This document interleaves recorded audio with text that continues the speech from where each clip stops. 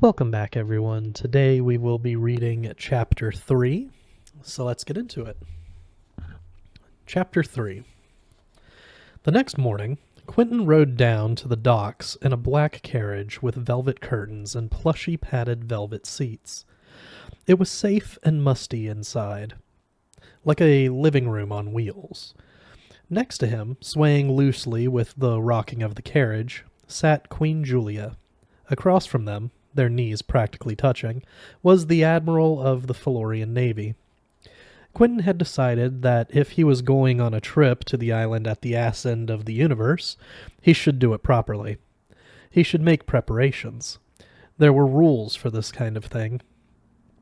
Such as, if you were going on a journey, you needed a stout vessel. All ships were available to the Crown, in theory, but most of the ones they kept just lying around on call were warships, and those turned out to be scarily Spartan on the inside. Rows of hammocks and racks of hard pallets. Not a stateroom in sight. Not really suitable at all for the voyage of King Quentin, or Queentin, as Eliot liked to spell Quentin's name in official documents. He spells it with Kwentin instead of the usual spelling. Quentin was feeling good. He was full of energy and a determination that he hadn't felt for a long time. This is what he'd been waiting for. The Admiral was an almost alarmingly short man named Lacker, with a thin gray face that looked like it had been hollowed out of schist by the action of 50 years of wind and spray. It wasn't that Quentin couldn't have said what he was looking for. It's just that he didn't want to, because if he did, it would have been embarrassing. What he was looking for was a ship from one of the Fillory novels, specifically The Swift, which figured in the fourth book, The Secret Sea. Pursued by the Watcherwoman, Jane, and Rupert, he could have explained to Admiral Lacker, but didn't. Had stowed away on the Swift, which turned out to be run by pirates, except they were only pretending to be pirates.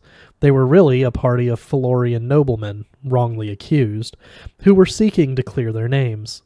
You never got a particularly nautically rigorous look at the Swift, but you nonetheless came away with a powerful impression of it. It was a plucky but cozy little vessel, elegant to look at, but game in a fight, with sleek lines and glowing yellow portholes, through which one glimpsed snug ship-like cabins. Of course, if this were a Fillory novel, the ship he needed would already be tied up at the docks, awaiting his command, just like that. But this wasn't a Fillory novel. This was Fillory. So it was up to him. "I need something not too big and not too small," he said. "Medium-sized. And it should be comfortable and quick and sturdy." "I see. Will you require guns?" "No guns. Well, maybe a few guns. A few guns." "A few guns." "If you please, Admiral, don't be a cock. I'll know it when I see it. And if for some reason I don't, you tell me. All right?" Admiral Lacker inclined his head almost imperceptibly to indicate that he had a deal. He would endeavor to be as little of a cock as possible. Whitespire stood on the shore of a wide, curving bay of oddly pale green sea. It was almost too perfect. It could have been carved out of the coastline on purpose by some divine being who took a benevolent interest in mortals having somewhere to put their ships when they weren't using them. For all Quentin knew, it had been. He had the driver drop them at one end of the waterfront. They clambered out, all three of them, blinking in the early morning sun after the swaying dimness of the carriage. The air was ripe with the smell of salt and wood and tar. It was intoxicating, like huffing pure oxygen. "All right," Quentin said. "Let's do this." He clapped his hands together. They walked slowly, all the way from one end of the docks to the other, stepping over taut guy ropes and squashed of dried fish carcasses, and weaving their way around massive stanchions and windlasses, and through labyrinths of stacked crates. The waterfront was home to an astounding variety of vessels from all points in the Florian Empire and beyond. There was a gargantuan dreadnought made of black wood, with 9 masts and a bounding panther for a figurehead, and a square-snouted junk with a brick-red sail crimped into sections by battens. There were sloops and cutters, galleons and schooners, menacing corvettes, and tiny darting caravels. It was like a bathtub full of expensive bath toys. It took an hour to reach the far end. Quentin turned to Admiral Lacker. "So, what do you think?" "I think the Hatchet, the Mayfly, or the Morgan Downs would suffice." "Probably. I'm sure you're right. Julia?" Julia had said almost nothing the entire time. She was detached, like she was sleepwalking. He thought about what Elliot had told him last night. He wondered if Julia had found whatever it was she'd been looking for. Maybe she was hoping she'd find it on the outer island. "It does not matter. They are all fine, Quentin. It makes no difference." They were both right, of course. There were plenty of decent-looking ships, beautiful even, but they weren't the Swift. Quentin folded his arms and squinted down the length of the docks in the late morning glare. He looked out at the ships floating in the bay. "What about those ones out there?" Lacker pursed his lips. Julia looked too. Her eyes were still black from the day before, and she didn't have to shade them against the sun. She looked right into it. "They are at your disposal as well, Your Highness," Lacker said. "Of course." Julia walked out along the nearest pier, straight-backed and sure-footed, to where a humble fishing smack was tied up. She jumped the gap nearly and began untying it. "Come on," she called. Lacker gestured to Quentin to precede him. "Sometimes you just have to do things, Quentin," Julia said as he climbed on board after her. "You spend too much of your time waiting." It was good to get out on the open water, but there wasn't much wind, and as it warmed up, the smack began to smell. Amazingly, its owner emerged from below decks, where he must have been asleep. He was a sun and wind-burned man with a gray beard, wearing overalls with nothing obviously on underneath them. Lacker addressed him in a language Quentin didn't recognize. He didn't seem at all put out or even surprised to discover that his boat had been commandeered by 2 monarchs and an admiral. As for Lacker, he looked unfairly comfortable in the heat in his full-dress uniform as they toured an even greater variety of inappropriate vessels. Most of them were out there because their drafts were too deep to anchor any farther in. A great bruiser of a ship of the line, some nobleman's bloated party yacht, a fat butter-colored merchant tub. "What about that one?" Quentin said. He pointed. "I beg your indulgence, Your Highness. My eyesight has suffered in the service of our great nation." "You do not mean—" "I do. Enough with the period drama. That one. There." A flat sandbar projected from one of the horns of Whitespire's great bay. A ship lay near it in a few feet of water. The low tide had laid it gently down on one side on the sandy bottom, its underbelly exposed like a beached whale. "That ship, Your Highness, has not left the bay for a very long time." "Nevertheless?"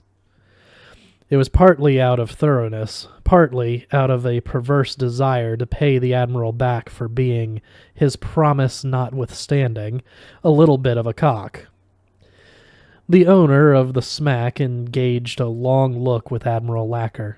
"This man," the look said, "loves his land." Let us return to the Morgan Downs. And we will, Julia said. But King Quentin wishes to see that ship first. It took 10 minutes to tack over to it, the sails flapping as the fisherman gamely worked his way upwind. Quentin reminded himself to pay the man something for this after. They circled the wreck listlessly in the shallow water. Its hull had been painted white, but the paint had been wreathed and blasted down to the gray wood. There was something odd about its lines, something curiously swoopy about them. It finished in a long, slender bowsprit that had been snapped off halfway. He liked it. It was neither harsh and blocky like a warship, nor soft and too pretty like a yacht. It was elegant, but it meant business. Too bad it was a carcass and not a ship.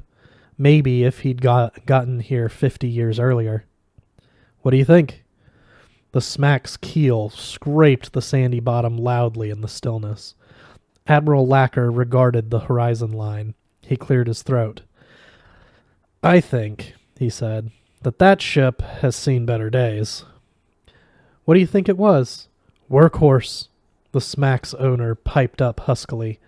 Deer class, ran the route between here and Longfall. Quentin hadn't even realized he spoke English. It looks nice, Quentin said.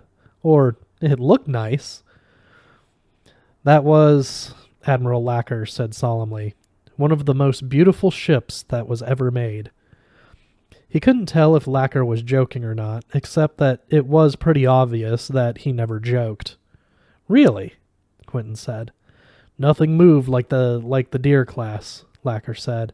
They were built to carry Bergspar from Longfall, then Cold Spice on the way back. Fast and tough.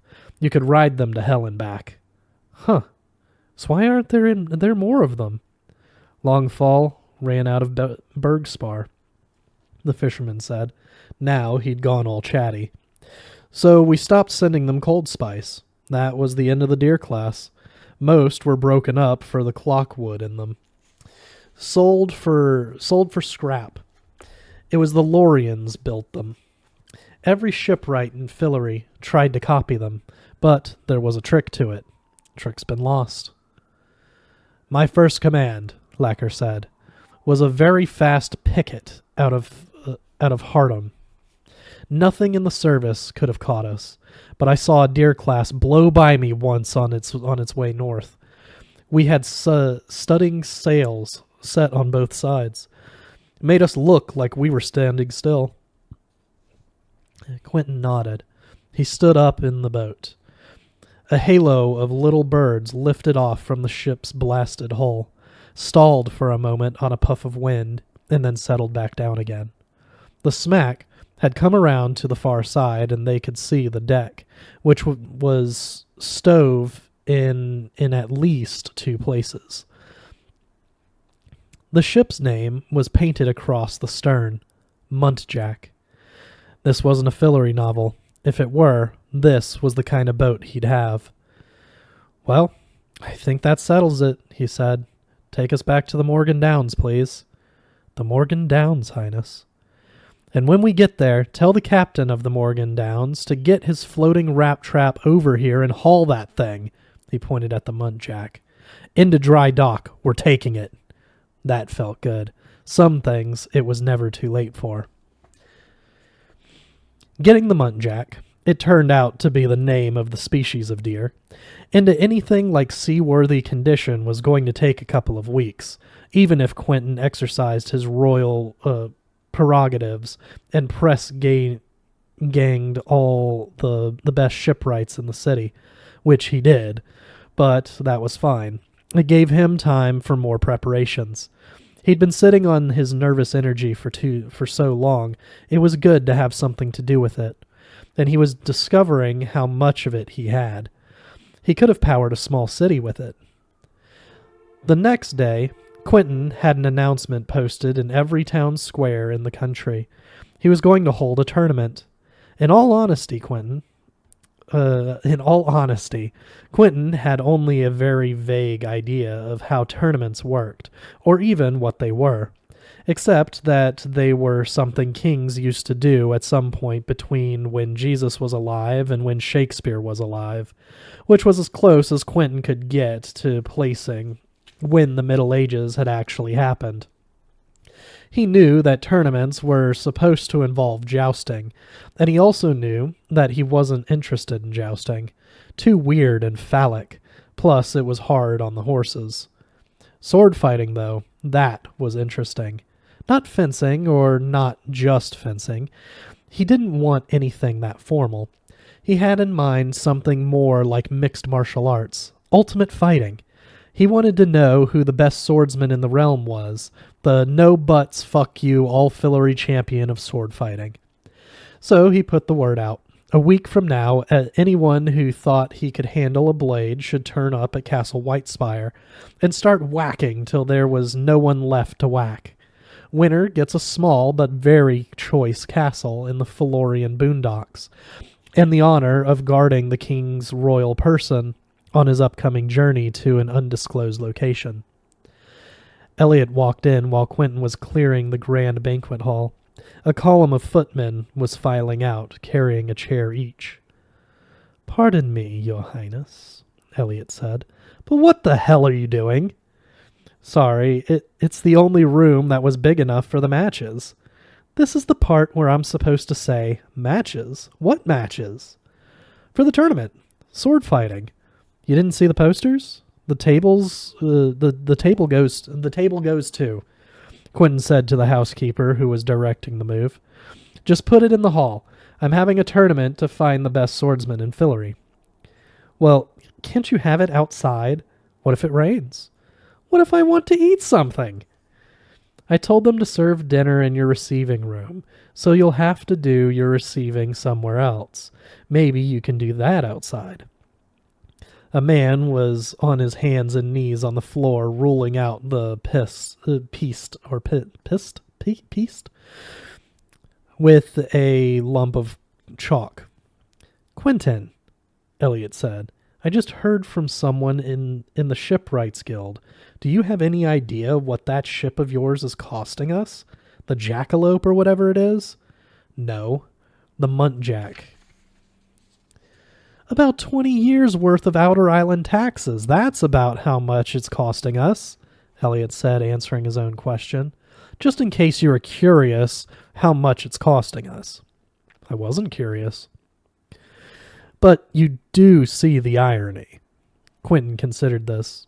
"I do, but it's not about the money." "What's it about, then?"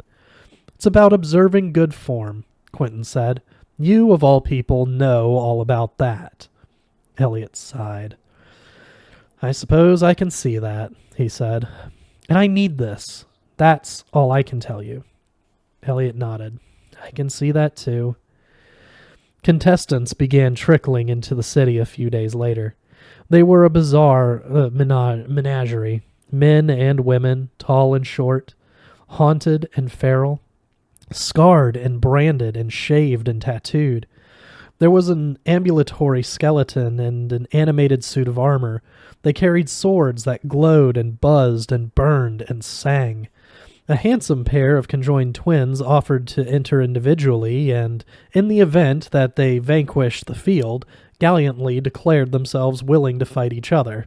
An intelligent sword arrived, borne on a silk pillow, and explained that it wished to enter. It merely required somebody willing to wield it. On the first day of the tournament, there were so many pairings that some of the bouts had to be held outside after all, on wooden stages set up in the courtyards. A circus atmosphere prevailed. The weather was just turning. It was the first cold morning of the year, and the fighters' breath smoked in the dawn air. They performed all kinds of weird stretches and warm-ups on the wet grass. It was everything Quentin had hoped for. He couldn't sit still long enough to watch a whole match. There was always something unmissable going on in the next ring over. Shouts and clashes and weird war cries, and even less easily identifiable noises broke the early morning calm. It was like being in a battle, but minus all the death and suffering. It was 3 full days before the contestants worked their way through the draw to the final pairing. There were a few incidents and explosions along the way, where forbidden weaponry or major magic overpowered the safeguards they'd put in place, but no one was hurt too badly, thank God. Before it started, he'd had a romantic idea about entering the tournament himself in disguise, but he could see now what a disaster that would have been. He wouldn't have lasted 30 seconds. Quentin oversaw the final match himself. Elliot and Janet condescended to attend, though such grunting, sweaty exercises were beneath Queen Julia's notice. Various barons and other court grandees and hangers-on sat in a row against the walls of the banquet hall, which looked woefully unmaterial.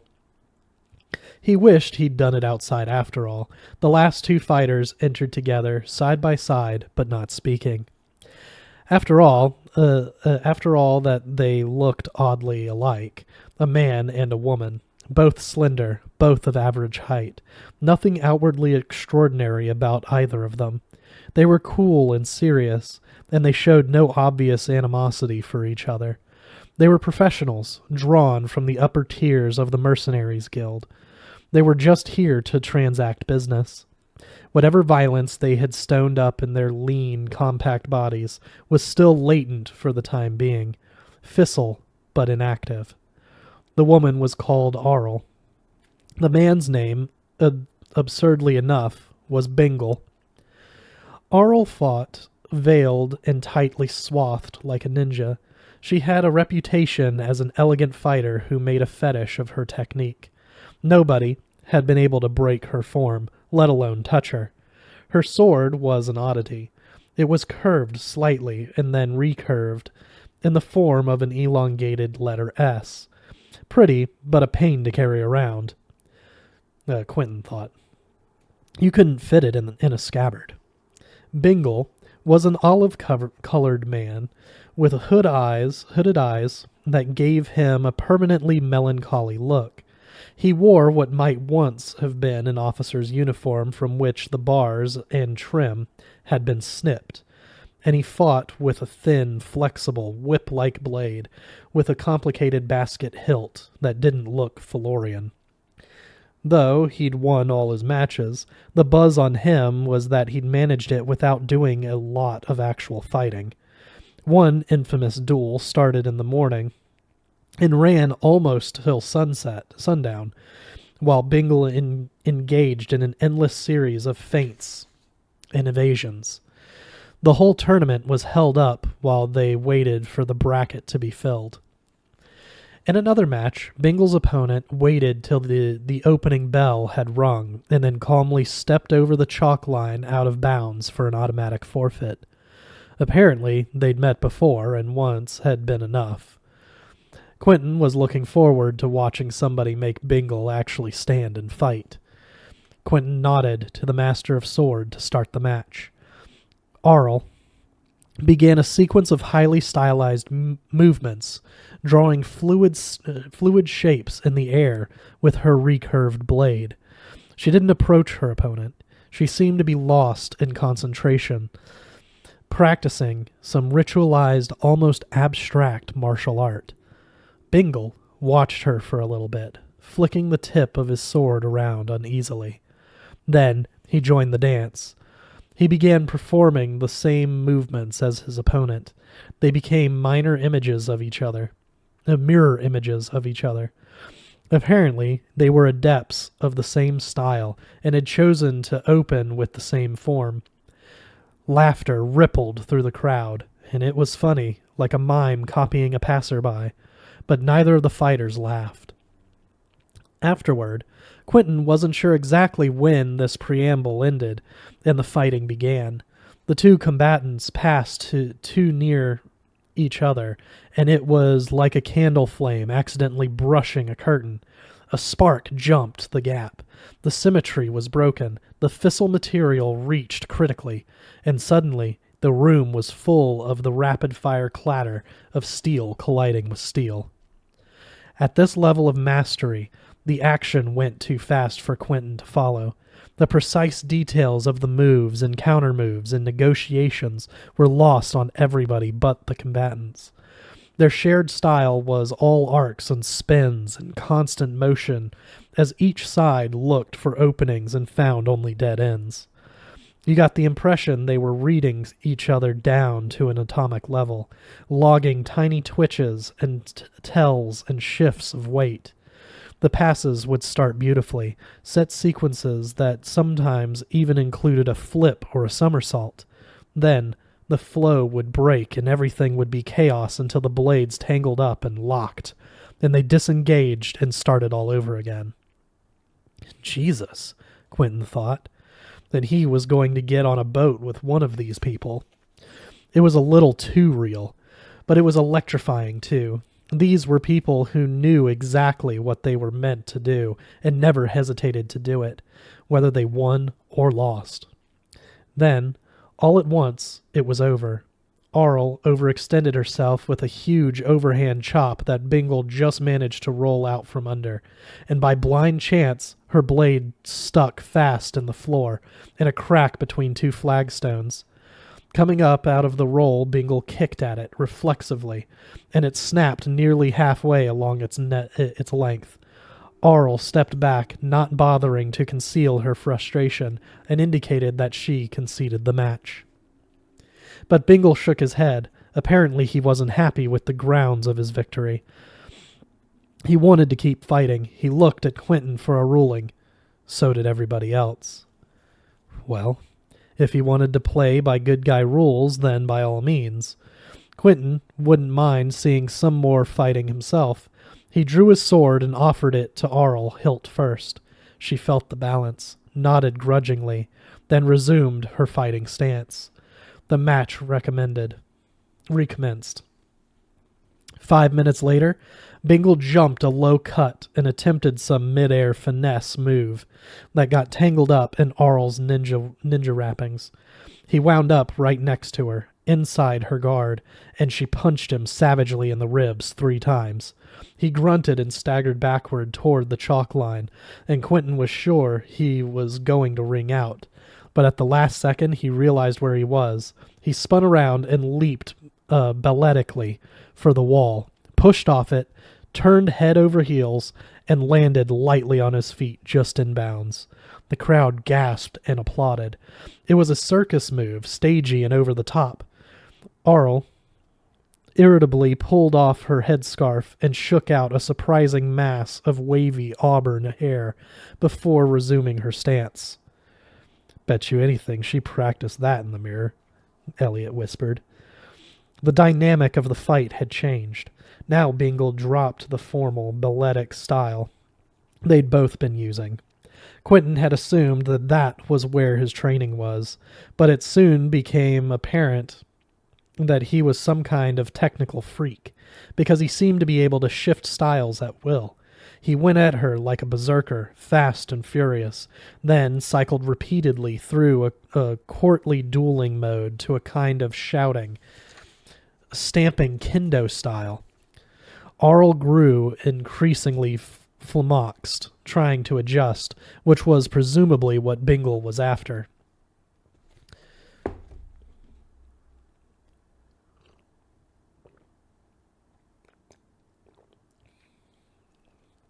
Breaking her silence, she shouted something and lunged flat out. Bingle met her attack with a parry so implausible it was vaudevillain. He stopped her blade, Quentin's blade, with the tip of his, so that the two swords met point to point. They bent ominously, almost double. For an unendurably tense second, there was a worrying saw blade sound of flexed metal, and then Bingle's sword snapped with a sharp, vibrant twang. He had to jerk his head to one side to avoid a flying shard. He threw his useless hilt at Arl in disgust. The pommel clunked her on the temple, but she shrugged it off. She paused, evidently considering offering him the same largesse he'd offered her. Then, Having made some inner calculation, probably having to do with honor and principles and castles, she aimed an overhand cutting stroke at Bingle's shoulder, the coup de grace. Bingle closed his eyes and dropped rapidly to one knee. As the blade descended, he didn't dodge. He just brought his hands together smoothly and decisively in front of him, and then time stopped. At first, Quentin wasn't sure what had happened, but the room exploded in amazement. He stood up to get a better view. Bingle had stopped the blade between the palms of his hands, in mid-strike bare flesh against sharp steel. He must have calculated the move down to the last erg and arc in nanosecond. It took a moment for Arl to understand what he'd done, and Bingle didn't waste it. With the advantage of surprise, he jerked the blade toward himself, out of her grip. He flipped it smartly, the hilt smacking solidly into his palm, and placed the blade in her throat. The match was over. "Oh my God," Elliot said. "Did you see that? Oh my God." The assembled barons forgot their noble reserve. They got to their feet, huzzahing, and mobbed the winner. Quentin and Elliot cheered along with them, but Bingle didn't seem to see them. Those hooded eyes never changed their expression. He pushed his way through the crowd to Quentin's throne, where he kneeled and offered Quentin back his sword.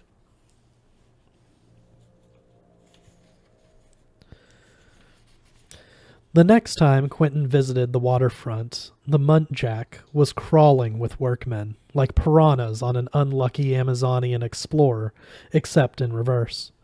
They were putting the Muntjac back together, bringing it back to life. There was no part of it that wasn't being aggressively sanded or varnished or tightened or reinforced or replaced. They'd got it up into dry dock, propped it up on a forest of stilts, fixed the sprung boards, caulked and tarred and painted it. Out-of-sync hammer blows clattered from all quarters of the hull. As it turned out, the ship's structural elements had been basically sound, which was good, because the shipwrights didn't think they could have reproduced what they found. Deep in the hold, pierced into some of the complex joints near the prow, they'd found a complicated lump of wooden clockwork connected to taut lines, leading off into various parts of the ship. They couldn't figure out what it was for, so Quentin told them to leave it alone.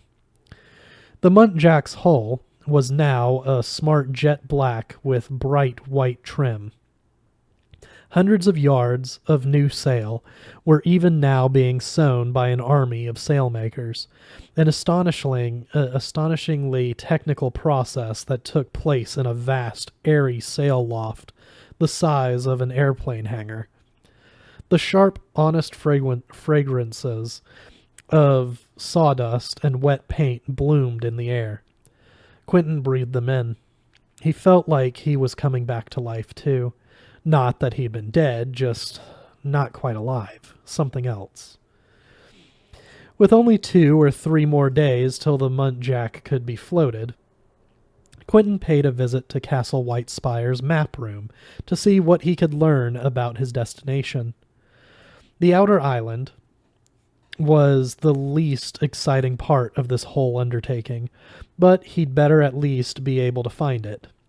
After the clamor of the docks, the map room was a reservoir of cool quiet. One whole wall was windows, and the other was taken up with a glorious floor-to-ceiling map of Fillory. From Loria in the north to the wandering desert in the south, the map was traversed by a rolling library ladder, so you could get right up close to the part you wanted to study, and the closer you looked, the more detail resolved itself, to the point where you could pick out individual trees in the Queenswood. No dryads, though. The map was lightly animated by some subtle choreographical magic. You could follow tiny combers in as they pounded the swept coast, one after the other. Quentin leaned in. You could even hear them, faintly, like the roar in a shell. A line of shadow was advancing across the map, showing where it was night and where it was day in Fillory.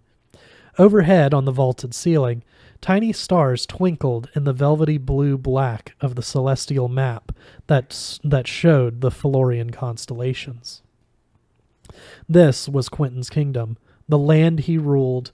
It looked so fresh and green and magical like this. This was Fillory, the way he'd thought of it as a little kid, before he'd ever been here. It looked like the maps printed on the end papers of the Fillory and further books. He could have watched it all day. The map room wasn't exactly a hive of activity. The only visible staff was a surly teenager with thick black bangs that fell over his eyes. He was bent over a table, furiously working some kind of calculation, using a collection of steel cartographical instruments. It took him a minute to look up and realize that he had a patron. The boy gave his name, grudgingly, as Benedict. He might have been 16. Quentin had a feeling that not a lot of people came through the map room, and still less often were those people kings.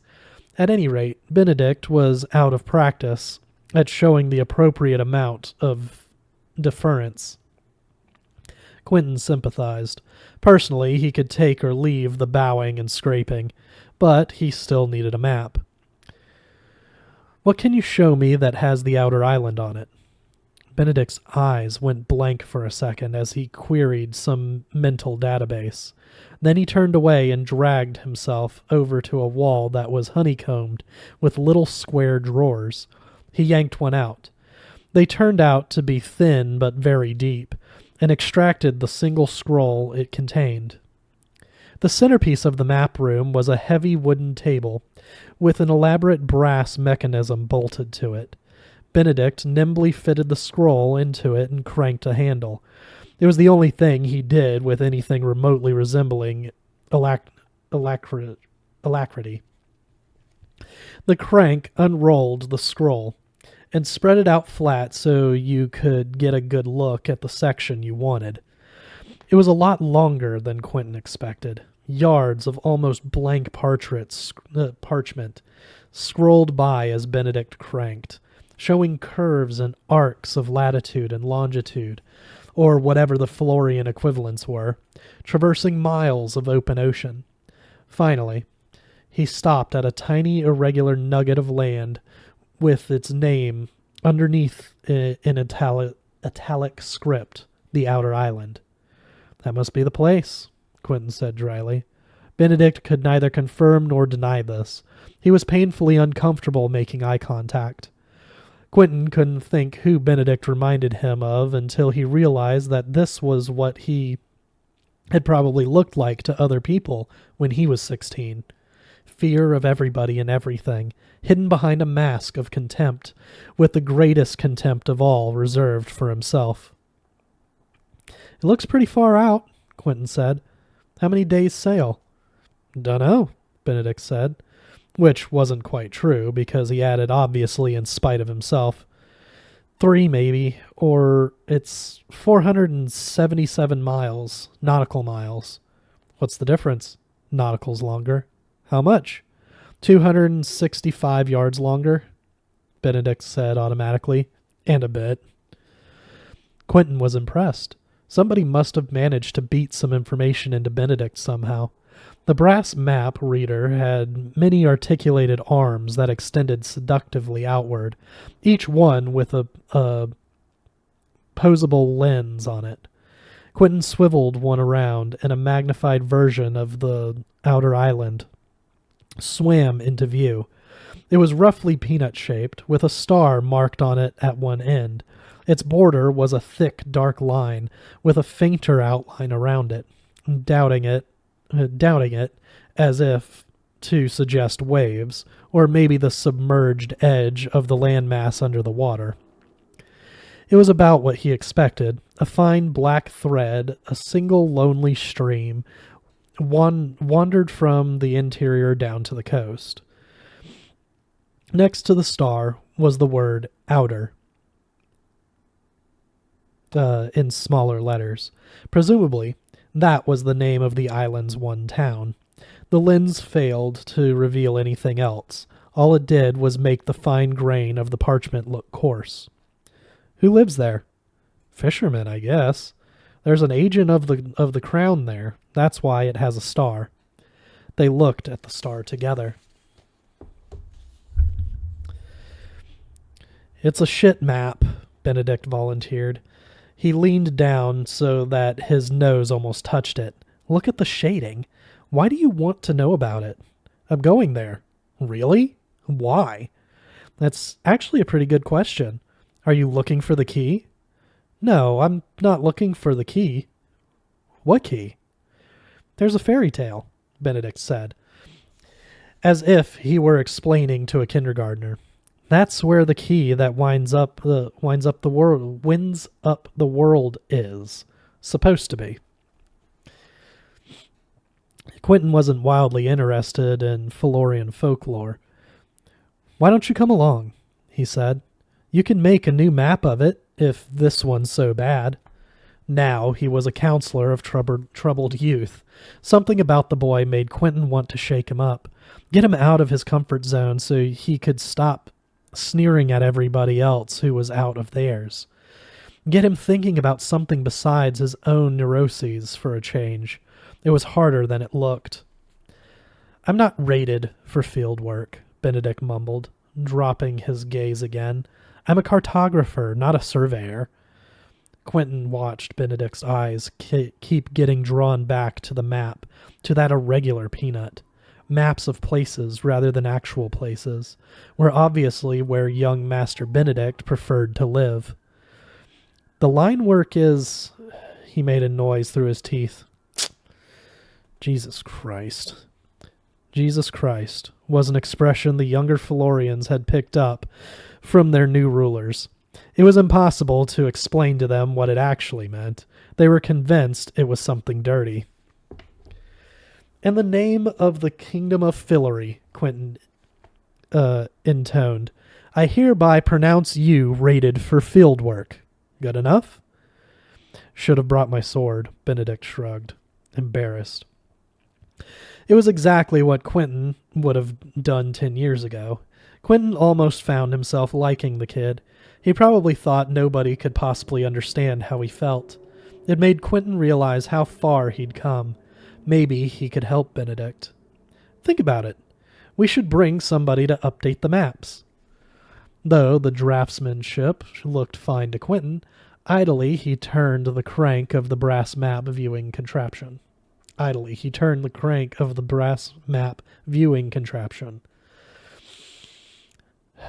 It really was very neat. Little half-concealed gears spun, and the outer island drifted away and was rolled up on the far side of the scroll. He kept cranking. Yards and yards of creamy blank paper passed by, decorated here and there with dotted lines and tiny numbers. Empty ocean. Finally, the scroll ran out, and the loose end popped out and flapped around. Not much out there, he said, since he felt like he should say something. It's the last scroll in the catalog, Benedict said. No one's even looked at it since I've been here. Can I take it with me? Benedict hesitated. It's okay. I am the king, you know. It's my map anyway, if you want to be technical about it. I still have to sign it out. Benedict carefully rolled up the scroll and placed it in a leather case, then gave him a slip of paper that allowed him to take it out of the map room. He had consigned it. His full name was Benedict Fenwick. Benedict Fenwick? Jesus Christ. No wonder he was sulky. Quentin had an obsolete sailing ship that had been raised from the dead. He had a psychotically effective swordsman and an enigmatic witch queen. It wasn't the Fellowship of the Ring, but then again, he wasn't trying to save the world from Sauron. He was attempting to perform a tax audit on a bunch of hick islanders. It would definitely do. They left Castle Whitespire 3 weeks to the day after Jollibee died. A stiff salt breeze was scouring the waterfront. The Muntjac sails looked ready to lap it up and race off over the horizon in search of more. They were a glorious white with a very pale blue ram of filaree splashed across them like a watermark, their edges snapping and vibrating with barely contained excitement. It really was a marvelous beast. A brass band played on the waterfront. The conductor was visibly urging his charges to greater and greater volumes. But the notes were whipped away by the wind the second they left the instruments. With half an hour to spare, Benedict Fenwick had turned up with the clothes on his back in an overnight bag stuffed full of clinking map-making equipment. The captain, once again the unflappable Admiral Lacker, assigned him the last available quarters. Elliot walked out onto the dock with Quentin to see him off. "So," he said. "So?" They stood together at the foot of the gangplank. "You're really doing this?" "Did you think I was bluffing?" "A little bit, yeah," Elliot said. "Say goodbye to Julia for me. Don't forget what I told you about her." Julia had already stowed herself in her cabin with the air of someone who wasn't planning to re-emerge till they'd made landfall. "I will. You'll be all right without us?" "Better off." "If you figure out what happened to Jollibee," Quentin said, "go ahead and kick the ass of whoever's responsible. Don't wait up for me." "Thanks. For what it's worth, I don't think it was the Fenwicks. I think they just think we're dicks." Quentin remembered the first time they'd met. How odd Elliot's twisted jaw had looked. Now it was so familiar he didn't notice it. It looked like something natural, like a humpback whale's jaw. "I suppose I could make a speech," Elliot said, "but nobody would hear it." "I'll just act like you're exhorting me to further the interests of the Florian people and show these renegade Outer Islanders, who probably just forgot to pay their taxes, if they even have anything to pay taxes on, or with, that we stand on everything that is just and true, and they do well to remember it."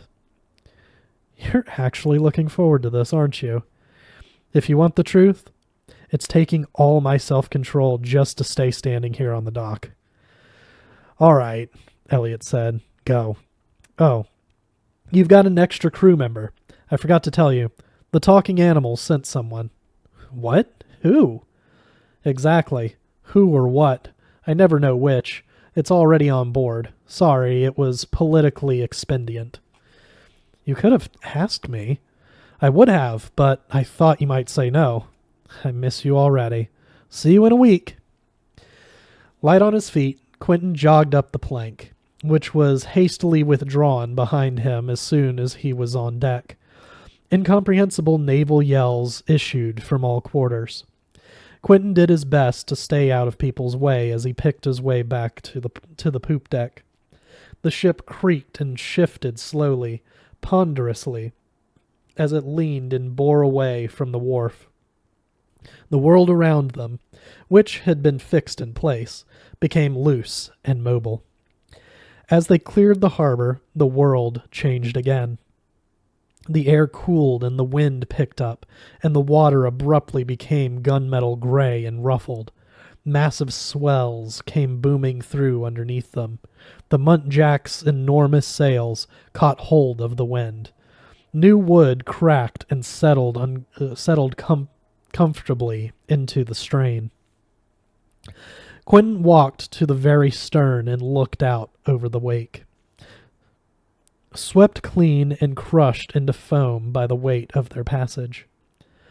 He felt good and right here. He patted the Muntjac's worn old taffrail. Unlike most things, and most people in Fillory, the Muntjac needed Quentin, and Quentin hadn't let her down. He stood up straighter. Something heavy and invisible had relaxed its taloned grip, left its familiar perch on his shoulders, and winged away on the stiff breeze. Let it weigh down somebody else for a while, he thought. Probably it would be waiting for him when he got home again. But for now, it could wait. When he turned around to go below, Julia was standing right behind him. He hadn't heard her. The wind had caught her black hair and was whipping it wildly around her face. She looked outrageously beautiful. It might have been a trick of the light, but her skin had a silvery, unearthly quality, as if it would shock him if he touched it. If they were ever going to fall in love with each other, it was going to happen on this ship. They watched together as White Spire grew smaller behind them, and was finally obscured by the point. She'd come here all the way from Brooklyn, just like him, he thought. She was probably the only person in the world, in any world, who understood exactly what all this felt like to him. Not bad, right, Jules? He said. He breathed in the cold sea air. I mean, this whole trip is ridiculous, basically. But look! He gestured at everything. The ship, the wind, the sky, the seascape, the two of them. We should have done this ages ago. Julia's expression didn't change. Her eyes had never gone back to normal after the incident in the forest.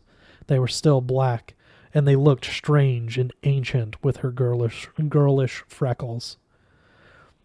I did not even notice we were moving, she said.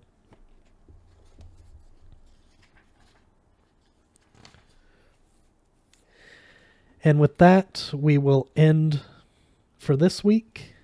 Next week, we will be doing 2 chapters, because chapter 4 is only like 3 pages. But since we're almost at an hour, I do want to stop for today, and we'll just add 4 and 5 together next week. So we'll see you then.